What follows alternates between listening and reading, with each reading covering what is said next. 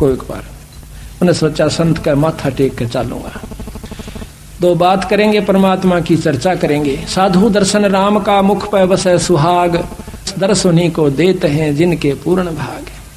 जब वहां से उतरा एकदम उस तो गिगी बंदगी उसकी, तब आज फंस गया कसूती डाल पर। और तरीका भी नहीं कि अच्छी तेज आंख बंद कर ली। राजा धार्मिक था ही, उसने सोचा कि दुखी नहीं करे, बहुत तेज आंखें बंद कर ली और कति सावधान हो गया, सांस भी बंद कर ली जिसी रोक सके था। राजा ने 2 बार तो राम राम नमो नारायण कही, पर बोला तो पकड़ा जावर नहीं बोला। उन्हें सोची कोई साधक है, बोलना नहीं चाहिए। 7-8 असरपी सोने की आगे रखी, धोने की माथे की के राख लगाई और नमस्कार करके चल पड़ा।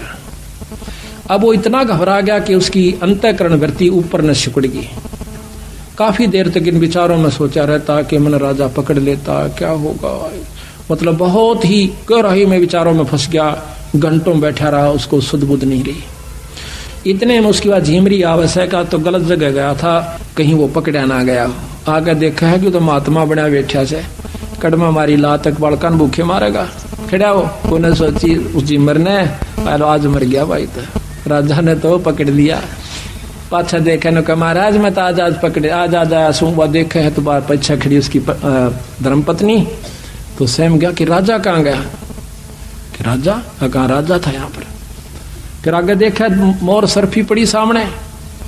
उसने सोचा कि राजा नहीं था, कि ना राजा नहीं था। हाथियों के पैर देखे, घोड़ों की टाप देखी कि राजा तो चला गया, पर माथा टेक कर गया।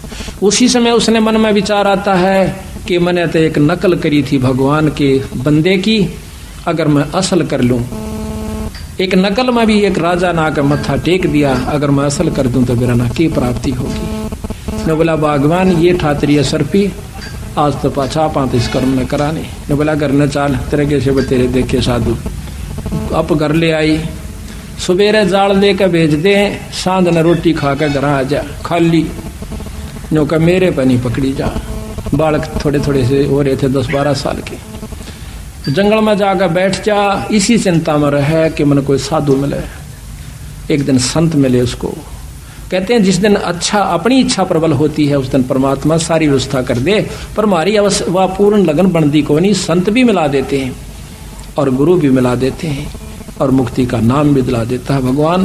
गुरु की जब परमात्मा कृपा करता है, कृपा जब करता है जब हमारी सच्ची लगन कर ले। नाम ले लिया, घंटों बैठा रहे, तड़के ले जा रोटी खा के और जंगल में सांझ ने दिन छिपे पाछा आवे, खूब भजन करे। बावड़ा सा हो गया, घर के छो मावे जब बोला नहीं, गाड़ दे जब चुसके नहीं। उन्हें सोची भाई, और साधु का लक्षण भी यही होता है। तो आकर के देखा है, घर क्या न सोची क्यों मार मार करी, तो रोज का काम हो गया इसकी गेला। तो बोला मर ले तना जित मरना हो, अपना उस दिन के बाद अपना भजन करे और प्रेम से रहे। तो उस समय वो झिमर नहीं था, उस समय वो परम संत हो चुका था जब नारद जी ने उनसे उपदेश लिया। कई अनजान भाई यहाँ कहते हैं कि गुरु की सहाय हो, बस नाम चाहिए। कि झिमर भी था, नारद जी ने झिमर गुरु बनाया था, क्यों हो गया? भले पुरुषों वो झिमर नहीं था। दुनिया बहुत देर तक या फीत तारे से। अब महाराज कहते हैं कि एक लोहा पूजा में राखत, एक घर बदिक प्रयोग, और पारस अवगुण अवगुण नहीं देखे, कर दे कंचन खरो। अब एक तो छुरा कसाई के घर में पड़ा किलो पक्के का, और एक पूजा में मूर्ति रूप में लोहा से। जब पारस के साथ मिलाया जा से वो जात नहीं देखता उसकी, वो ये नहीं कर्म नहीं देखता वो कहाँ है, उसकी भक्ति लक्षण देखा है कि यो अधिकारी है कि नहीं। उसी समय जब वो पारस यानी शब्द रूपी पारस से ये जीव लग जाए है तो इसकी कीमत बदल जाती है, छुरा बदल जाता है। छुरा रहता है ज्यों का त्यों, पर कीमत बदल जाती है। नाम छुरा रहता है, कीमत लाखों की हो जाती है, जबकि वो आनों में थी। इसी प्रकार आज आपने नाम लिया पूरे गुरु तय, उपदेश लेने के बाद सतभाव से सुमरण करने से आपकी कीमत बदल चुकी है। आप संत हो चुके हो, लेकिन समाज आपको उसी नाम से पुकारेगा, उसी जाति से पुकारता रहेगा। यह समाज नहीं देगा इसकी कीमत, कीमत परमात्मा देगा और यहाँ से जाने के बाद मिलेगी, क्योंकि वो पारखी वही है हमारा। ये संसार न आज तक किसी संत को नहीं परखा। वो तो जो ज्यादा ढोंगी होंगे वहां जाकर के टिका करे और बाकी संतों के साथ खसे रहे। कबीर साहब के साथ क्या हुआ, आपको बहुत लंबी चौड़ी इतिहास सुनाएंगे कबीर साहब का। कि कितना आए थे वो आत्म कल्याण के लिए, उनके साथ हमने क्या सलूक किया और हम कहाँ जाकर बैठा करते थे, किन व्यक्तियों के पास हम अपना आत्म कल्याण चाहा करते थे जहां पर कतई नहीं हो सके था। तो इसी प्रकार ये परमात्मा सुनार है, वो इस धात की परख करेगा, समाज नहीं करेगा। कई भक्त कहते हैं कि हम भी ऐसे ही रहते हैं और वही हमारे ऊपर भी असर होता है छोटे मोटे कर्मों का, और दूसरा व्यक्ति ऐसा लगा है जैसे हमारे से ज्यादा धन है, क्योंकि हम धन औलाद इसी को ही ज्यादा अपनी उपलब्धि मानते हैं। वो सुखी भी दिखेगा, ट्रैक्टर और उसके पास बहुत जमीन भी हो सकती है, लड़के भी उसके अच्छे अच्छे पोस्ट पर हो सकते हैं, लेकिन आप भगत कंगाली में भी हो सकते हो और आपके घर में थोड़ा बहुत कमजोरी भी हो सकती है उससे ज्यादा। पर आप ये देख कर न सोचोगे कि ये राम का नाम भी नहीं जानता, भक्ति का लव भी नहीं से, भक्त धर्म भी नहीं जानता, आज यू कितना सुखी से, यो इब सुखी दिखे से। अंत समय में जो इसकी बिरान माटी होगी सह परिवार जब देखना।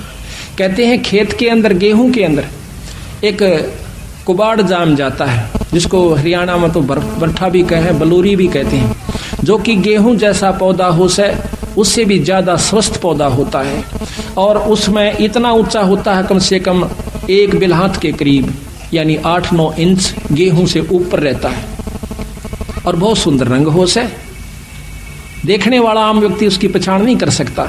बहुत ही अच्छा होशियार वो जमींदार बता सके है कि वो है तो कुबाड़ है।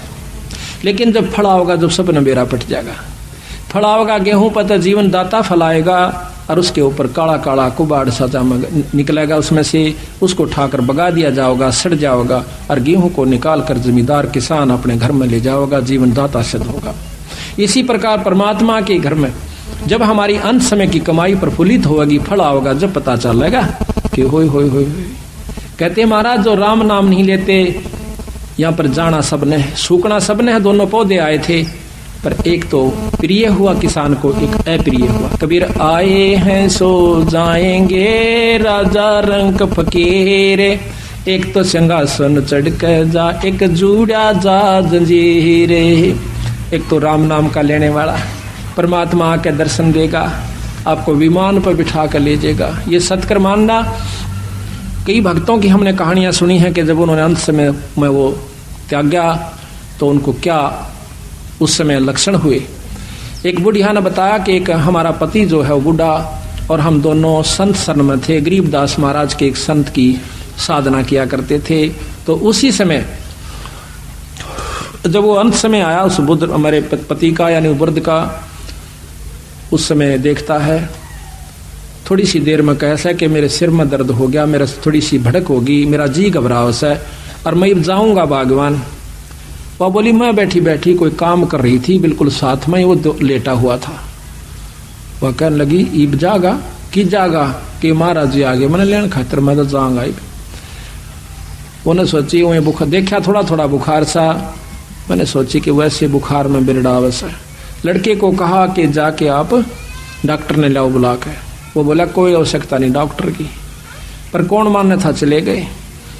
तो कहती मैं नजदीक सी आ गई इसके, कहने लगा ए मैं तो चला, और देखिए एक बात सुनना क्या, कि इस बंदी छोड़ की शरण ना छोड़ना, संता की शरण में पड़े रहना अगर तुम उद्धार चाहते हो तो। वो भूखे मरा करते थे, संत शरण में पाछा उनका बहुत मौज होगी, और साथ में भक्ति भी की। तो उसी समय कहता है ये सामने महाराज जी आ गए, ये सामने आ गए, अकी विमान खड़ा मैं जाऊं। अब वो लंबी लंबी सांस दो ही ली थी, तीसरी बार में पता नहीं उसने किस सुमरण किया और छोड़ कर चला गया।